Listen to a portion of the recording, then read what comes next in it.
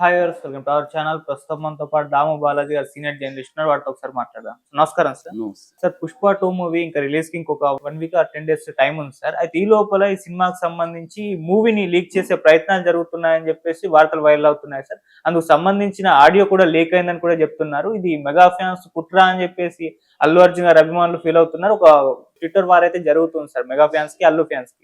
నిజంగా ఆడియోలో ఏముంది? మరి పుష్ప 2 మూవీ లీక్ చేయడానికి ప్రయత్నాలు జరుగుతున్నాయా? ఇది మెగా ఫ్యాన్స్ చేస్తున్నారా? మీరేం చెప్తారు సార్ దీనిపైన? పుష్పది రోజు ఒక ఏదో ఒక సంచలనం అయితే జరుగుతుంది. ఇప్పుడు 2 పరిణామాల గురించి మనం మాట్లాడుకోవాలి. ఒకటేమో సెన్సార్ కట్స్ ఇచ్చింది. అవి ఆ సెన్సార్ కట్స్ వల్ల పుష్ప 2కి ఏ రకమైన దెబ్బ తగులుతుంది అనేది ఒకటి. రెండోదేమో పుష్ప 2ని లీక్ చేయాలనే కుట్ర జరుగుతుంది. అది పవన్ కళ్యాణ్ ఫ్యాన్స్ చేస్తున్నారు అని ఒక వీడియో లీక్ అయింది. ఆ వీడియోని కొన్ని ఛానల్స్ అది పనిగా వైరల్ గా చేశాయి. సో ఈ 2 విషయాలు మాట్లాడుకుంటే, ఒకటి, పుష్పని ఎట్టి పరిస్థితుల్లో ఫ్లాప్ చేయాలని అనుకునే వాళ్ళ సంఖ్య బలంగానే ఉంది. ఎందుకు? దానికి కూడా కారణాలు ఉన్నాయి. ఎందుకంటే మెగా వర్సెస్ అల్లు ఫ్యామిలీస్ మధ్య ఉన్న గొడవ, ఆ గొడవ కాస్త ఫ్యామిలీ గొడవ కాస్త ఇండస్ట్రీ గొడవ కాస్త పొలిటికల్ గొడవగా మారిపోయింది. ఎందుకంటే ఆంధ్రప్రదేశ్లో ఏదైనా కూడా పాలిటిక్స్లోకి వెళ్ళిపోతుంది. పాలిటిక్స్లోకి వెళ్ళకుండా ఉండే అంశం ఆంధ్రప్రదేశ్లో ఏది ఉండదు. సో అందుకని అది పాలిటిక్స్లోకి వెళ్ళిపోయింది. పైగా ఈ కుటుంబంలోంచి ఆల్రెడీ పవన్ కళ్యాణ్ జనసేన పార్టీ పెట్టి కూటమి ప్రభుత్వంలో చాలా కీలకమైన రోల్ పోషిస్తున్నాడు. ఈయనేమో అల్లు అర్జున్ ఏమో వైసీపీలో ఉండే ఎంపీకి వెళ్ళి మద్దతు ప్రకటించాడు. ఆయన పిలవలేదు కూడా. ఆయనే షాక్ అయ్యాడు ఈయన వెళ్తే. కానీ తను మరి 300 కిలోమీటర్ల రోడ్డు మార్గంలో ప్రయాణించి నంద్యాలకు వెళ్ళి అక్కడ పోనరాని 300 అక్కడ ఆయన పరామర్శించి ఆయనకు మద్దతు తెలిపొచ్చాడు. నాకు ఫ్రెండ్ కాబట్టి నేను చేస్తున్నాను అన్నాడు. కానీ అది ఏం చేసినా ఆయనకి తెలుసు కాన్సిక్వెన్సెస్. అల్లు అర్జున్కి తెలియక కాదు. నేను ఎలా చేస్తే నేనేం చెప్పినా కూడా ఎలా వెళ్తుందో తెలుసు ఆయన. అయినా కూడా ఆయన వెళ్ళాడంటే ఎక్కడో అతనికి వ్యతిరేకత ఉంది. ఒక పక్కేమో అరవింద్ ఏమో పిఠాపురం వెళ్ళాడు, అల్లు అర్జున్ ఏమో ఇటు వెళ్ళాడు. అంటే అల్లు అరవింద్ మాట కూడా అల్లు అర్జున్ వినట్లేదన్న వార్తలు కూడా వచ్చాయి. అల్లు అరవింద్ ఏంటంటే పాతకాలపు మనిషి. ఆయనకి ఎంతో ఓపిక ఉంది, అనేక క్రైసిస్ని డీల్ చేసిన వ్యక్తి. కాబట్టి ఆయన ఏంటంటే ఏదైనా విభేదాలు ఉన్నప్పుడు దాన్ని ఎట్లా పరిష్కరించుకోవాలి, వాటిని మనం పెంచకుండా ఎలా ఉండాలి, ఇట్లాంటివే ఉంటాయి. కానీ అల్లు అర్జున్ ఉడికి రక్తం కావచ్చు, లేకపోతే ఆయన ఏ విషయంలో హర్ట్ అయ్యాడో మనకు తెలియదు. ఏదేమైనా అతను హర్ట్ అయ్యాడు. ఎందుకంటే అతను స్వతంత్రంగా మెగా నీడ నుంచి బయటకు వచ్చి స్వతంత్రంగా ఎదగాలనుకుంటున్నాడు. అదే అతనికి అడ్డొస్తుంది మెగా నీడ అనేది. సో అతని కెరీర్ పరంగా అతను కొన్ని నిర్ణయాలు తీసుకున్నాడు. అది మంచి చెడ్డ కాన్సిక్వెన్సెస్ అతను ఫేస్ చేయడానికి రెడీగా ఉన్నాడు అల్లు అర్జున్. సో అతనేమీ అమాయకుడు కాదు. అతను అన్ని విషయాలు ఆలోచించి ఇప్పుడు 2 వైపులా ముందుకెళ్ళినా సమస్యలు, వెనక్కి సమస్యలు అనుకున్నప్పుడు ఏది ఇంపార్టెంట్ అని డిసైడ్ చేసుకుంటారు చాలా మంది. మెగా నీడలో ఉండాలా, మెగా నీడ నుంచి బయటికి వెళ్ళి వచ్చే సమస్యలను ఫేస్ చేసుకుని ముందుకెళ్ళాలా. సో అల్లు అర్జున్ అది డిసైడ్ అయ్యాడు. మెగా నీడలో మనం ఎందుకు ఉండాలి, ఎంతసేపు వీళ్ళకి సరెండర్ అయ్యి సెకండ్ ఫీల్డ్ లాగా మనం ఎందుకు ఉండాలి, వాళ్ళు వస్తానే ఉన్నారు హీరోలు చాలామంది మెగా ఫ్యామిలీ నుంచి. దానికి మనం ఎందుకు సరెండర్ అవ్వాలి, ఆ గుంపులో మనం ఎందుకు ఉండాలి, మనం ఇండిపెండెంట్గా ఉండాలి అనేది అతను అనుకున్నాడు. దానికి తగినట్టుగా అతను చేసుకున్నాడు. అతనికి ఏమి రాజకీయాల ఇంట్రెస్ట్ లేదు. కాకపోతే ఎక్కడో మరి అతను స్ట్రాటజిక్గానే వెళ్ళాడు. దాని నుంచి ఏమైంది, వీళ్ళిద్దరం అది గొడవలు స్టార్ట్ అయినాయి. అక్కడ నుంచి ఇప్పుడు దాని ఎఫెక్ట్ పుష్ప మీద పడుతుంది. ఆల్రెడీ పవన్ కళ్యాణ్ పుష్పకి నెగిటివ్గా ఒక స్టేట్మెంట్ ఇచ్చాడు. ఒకప్పుడు రాజ్ కుమార్ అడవిని కాపాడే హీరో పాత్ర చేస్తే ఇవాళ అడవిని ధ్వంసం చేసే స్మగ్లర్ పాత్ర చేస్తున్నారు అని అది డైరెక్ట్గా అల్లు అర్జున్కే తగిలింది. సో ఈ కాంటెక్స్లో ఇప్పుడు ఏంటంటే అక్కడ పవన్ కళ్యాణ్ అనుకుంటే ఆంధ్రప్రదేశ్లో టికెట్ రేట్ పెంచుకోవడానికి కానీ ప్రత్యేక స్పెషల్ షోలు వేసుకోవడానికి కానీ ఇబ్బంది పెట్టచ్చు. కానీ చంద్రబాబు ఇబ్బంది పెట్టకపోవచ్చు అనేది కూడా అంటున్నారు. కానీ పవన్ కళ్యాణ్ పట్టుబడితే చంద్రబాబు ఇట్లాంటి విషయాల్లో కొంత ఫ్లెక్సిబుల్గా సరేలే అనుకోవచ్చు. ఎందుకంటే చంద్రబాబుకి ఇట్లాంటి విషయాల్లో పవన్ కళ్యాణ్ని గట్టిగా ప్రెజర్ చేసేంత ఇంట్రెస్ట్ అయితే ఉండదు. కానీ మరి పవన్ కళ్యాణ్ దీనికి అసలు యాక్చువల్గా pre release function Pawan Kalyan వస్తాడని ఒక వార్త ఉంది, లేదు చిరంజీవి వస్తాడని ఉంది. అది కూడా రేపు తేలిపోతుంది. ఎందుకంటే ఈరోజు ముంబైలో ప్రెస్ మీట్ ఉంది మ్యారియట్ హోటల్లో. సో రేపు చిత్తూరులో ప్రీ రిలీజ్ ఫంక్షన్ ఉందని చెప్తున్నారు. రేపు కానీ ఉంటే మాత్రం దానికి వస్తారా రాదా అనేది ఇప్పటివరకైతే కన్ఫర్మేషన్ లేదు. వచ్చే సూచనలు అయితే ఏమి కనిపించలేదు, కానీ వస్తాడనే వార్త అయితే ఒకటి వైరల్ అవుతుంది. అంటే దీనికి ఫుల్ స్టాప్ పెట్టాలి అనేది అల్లు అరవింద్ అనుకుంటున్నాడు. కానీ అల్లు అర్జున్ మాత్రం ఢీకొనడానికే రెడీ అయ్యాడు.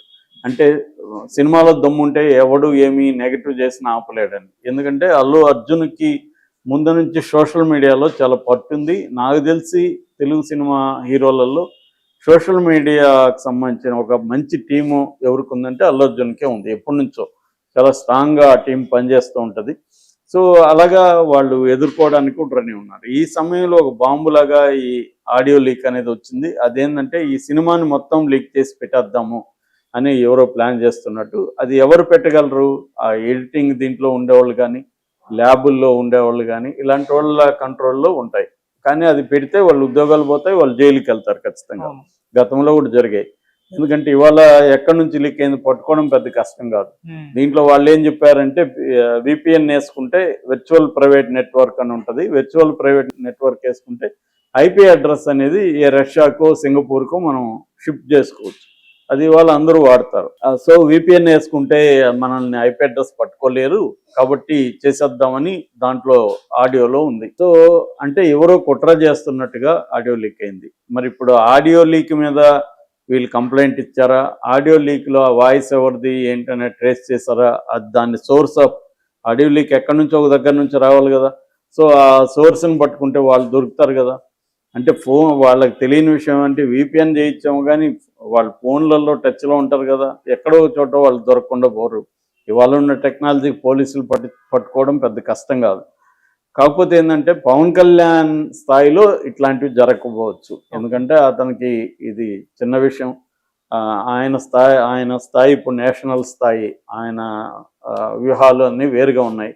అలాంటిది ఈ మైనర్ చిన్న విషయాన్ని పుష్ప రిలీజ్ హిట్ అయితే ఏంటి ఆయనకు పెద్ద నష్టం ఏం జరుగుతుంది? ఎప్పటికైనా ఫ్యామిలీ సమస్యలన్నీ పర్మనెంట్గా ఉండవు, కలుస్తారు. ఎందుకంటే వాళ్ళది అంత టైట్ నెట్ ఫ్యామిలీస్ రెండు కూడా. కాబట్టి ఇది టెంపరీ ఇష్యూ తప్ప ఇదేదో లాంగ్ టర్మ్. ఎందుకంటే అల్లు అర్జున్కి పొలిటికల్ ఇంట్రెస్ట్ ఏం లేదు, పవన్ కళ్యాణ్కి సినిమా ఇంట్రెస్ట్ ఏం లేదు. పవన్ కళ్యాణ్ ఇప్పుడు ఏదో ఆయన పాన్ ఇండియా సినిమాలో ఇంకా ఆయనకి ఉన్న సినిమాలే కంప్లీట్ చేయలేక పవన్ కళ్యాణ్ ఇబ్బందుల్లో ఉంటాడు. కాబట్టి తనకి పొలిటికల్ కెరీర్ ఇంపార్టెంట్. కాబట్టి ఆ రకంగా ఇది పెద్ద విషయం కాకపోవచ్చు. పుష్ప 2కి ఇది పెద్ద దెబ్బ అయితే కాకపోవచ్చు, కానీ లీక్ అయితే మాత్రం దెబ్బ అవుతుంది. ఎందుకంటే లీక్ అయితే అవన్నీ పెట్టేసి దీంట్లో ఏమి లేదురా అని నెగిటివ్ టాక్ స్ప్రెడ్ చేసేదానికి ఉంటుంది. సో ఇక రెండో అంశము సెన్సార్ కట్స్. ఆల్రెడీ నేను చెప్పాను, యూఏ ఇచ్చారు. యూ అంటే అన్రెస్ట్రిక్టెడ్, యూఏ అంటే అన్రెస్ట్రిక్టెడ్. పిల్లల్ని 12 ఏళ్ల లోప పిల్లలకి పేరెంటల్ గైడెన్స్ ఉండాలి. మూడవదేమో ఏ అంటే అడల్ట్స్, నాలుగోదేమో ఎస్ అంటే స్పెషల్. ఈ 4 రకాల సర్టిఫికేట్స్ సెన్సార్ బోర్డు జారీ చేస్తుంటుంది. దీనికి ఏ చేసింది. అయితే కట్స్ మాత్రం ఒక 5 కట్స్ ఇచ్చింది. 5 కట్స్లో 2 బూతు పదాలు ఉన్నాయి. ఒకటేమో రండి అనే పదం, దాని బదులు లపక్ అనే పదం వాడారు వీళ్ళు, దాన్ని ఓకే చేసింది. ఇంకోటేమో అది మనం చెప్పలేం, ఆ పదం వాడారు, దాన్ని తీసేయమని చెప్పారు, అక్కడ మ్యూట్ చేయమని చెప్పారు. అది 2 బూతులు, 2 కట్స్. ఇక మూడో కట్టు వెంకటేశ్వరుడు అనే పదం వాడారు. వెంకటేశ్వరుడు వద్దు, భగవంతుడు అని వాడండి. అంటే ప్రత్యేకంగా వెంకటేశ్వరుడు, ఆల్రెడీ తిరుమల గొడవలు రకరకాలు ఉన్నాయి, మళ్ళీ ఇదేమన్నా వివాదం అవుతుందని వెంకటేశ్వరుడు అనేది వాడద్దండి. భగవంతుడు అంటే జనరలైజ్గా ఉంటుంది కాబట్టి అది వాడుకోవచ్చు అని చెప్పారు. అది మారింది. అట్లాగే విలన్ కాలిని హీరో నరికితే అది గాల్లో ఎగిరే ఒక సీన్ ఉంది. దాన్ని గ్రాఫిక్స్లో బ్లర్ చేసేసేయండి, దాన్ని చూపించకండి అలాగని చెప్పారు. దానికి వీళ్ళు ఒప్పుకున్నారు. కాబట్టి అది కూడా టైం అయితే ఏం కట్టలేదు. ఇక 4వది మాత్రం వంగిన అంటే నరికిన చేతిని హీరో పట్టుకునే ఇది ఉంది, దాన్ని తీసేయమని చెప్పారు. దానికి వీళ్ళు ఏం చెప్పారంటే ఒక జూమ్ వేస్తాము, జూమ్ వేసి కట్ అయింది చూపించకుండా, పట్టుకోవడం అంటే చెయ్యి మాత్రం పట్టుకున్నట్టుగా జూమ్ వేసేస్తాము, కట్టు చెయ్యి అనేది కనబడదు అనేది వీళ్ళు చెప్పారు. దానికి సెన్సార్ ఒప్పుకున్నది. ఓవరాల్గా పెద్ద నిడివైతే ఏమీ కట్ కాలేదు. ఈ 5 కట్స్ మాత్రం ఉన్నాయి. మొత్తంగా ఇది 3 గంటల 20 నిమిషాల 38 సెకండ్లు ఫైనల్ లెంగ్త్ అయితే వచ్చింది. Okay. అంటే సెన్సార్ వల్ల పుష్ప 2కి పెద్ద ఇబ్బందులు ఏమి లేవు. ఇది వెరీ వెరీ మైనర్ కట్స్. మామూలుగా అయితే చిన్న సినిమాలకి 30-40 కట్స్ ఇస్తుంటారు. ఆ రకంగా పుష్పకి సంబంధించి సెన్సార్ బోర్డు చాలా లిబరల్గా వ్యవహరించినట్టు మనకు అర్థమవుతుంది. Okay. సో ఇప్పటి వరకు ఆల్రెడీ ఇటు చెన్నై, పాట్నా, కొచ్చి 3 రాష్ట్రాల్లో చేశారు. ఇప్పుడు ముంబైలో చేస్తున్నారు. కాబట్టి ఇది పాన్ ఇండియా సినిమాకి ఇటు తగ్గకుండా చేస్తున్నారు. గ్లోబల్ లెవెల్లో దాదాపు 12,000 థియేటర్లలో ఫస్ట్ టైం రికార్డు అక్కడ క్రియేట్ చేస్తుంది. ఆల్రెడీ అనేక రికార్డులని ఇది రిలీజ్కి ముందు క్రియేట్ చేసింది. ప్రీ రిలీజ్ బిజినెస్ కూడా 1000 కోట్ల వరకు థియేటర్లు కావచ్చు, డిజిటల్ కావచ్చు, శాటిలైట్ కావచ్చు, మ్యూజిక్ రైట్స్ కావచ్చు, అన్ని కలిపి దాదాపు 1000 కోట్ల పైన బిజినెస్ చేసింది. ఖచ్చితంగా ఇది సినిమా బాగుందా లేదా అని పక్కన పెడితే ఖచ్చితంగా ఇది 1000 కోట్ల సినిమా కలెక్షన్ అయితే చేసే వైపుగా వెళ్ళడం అయితే కనిపిస్తుంది. Okay sir, thank you so much.